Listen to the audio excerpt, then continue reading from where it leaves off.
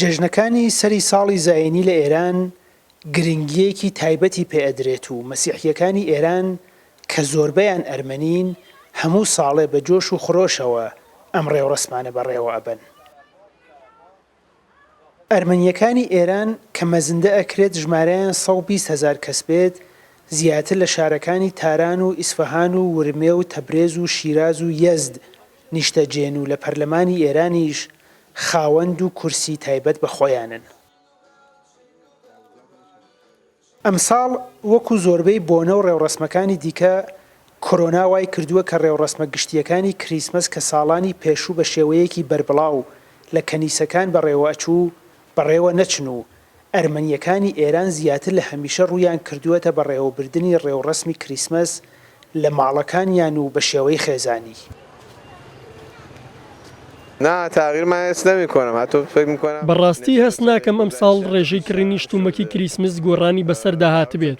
تەنانەت هەست دەکەم لە چاو ساڵانی ڕابردوو زیادی کردووە، چونکە خەڵک زیاتر لە جاران لە ماڵەوەن و پێویستی زیاتریان بەکات بەسەربردن هەیە و پێیان خۆشە زیاتر لە ماڵەوە جەژن بگێڕن و لە دەوری یەک کۆبنەوە، بۆیە زیاتر لە جاران شتومەک دەکردن و هەوڵ ئەدەن لە دەوری یەک شاد بن.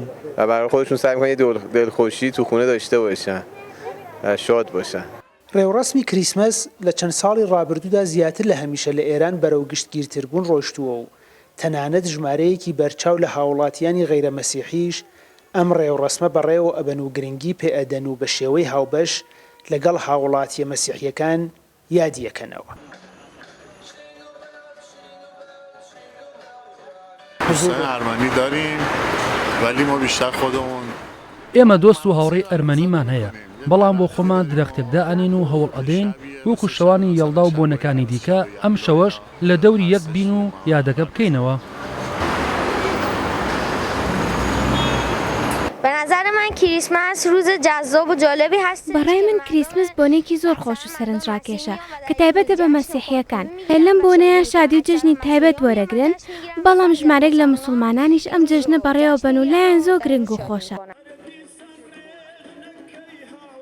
مەسیحیەکانی ئێران خاوەن مێژوویەکی دوور و درێژن لە وڵاتەدا و ژمارەیەکی بەرچاو کەسایەتی ناوداریشیان لێ کەوتووەتەوە. گشتگیرتربوونی ڕێوڕسمەکانی کریسمس و هەروەها بەشداری چالاکانەی مەسیحیەکانی ئێران لە ڕێوڕسمە ئێرانیەکان وەکو نەورۆز و شەوی چلە پەیوەندیەکی کۆمەڵایەتی بەهێزی لە نێوان ئەوان و پێکهاتەکانی دیکەی ئێران دروست کردووە.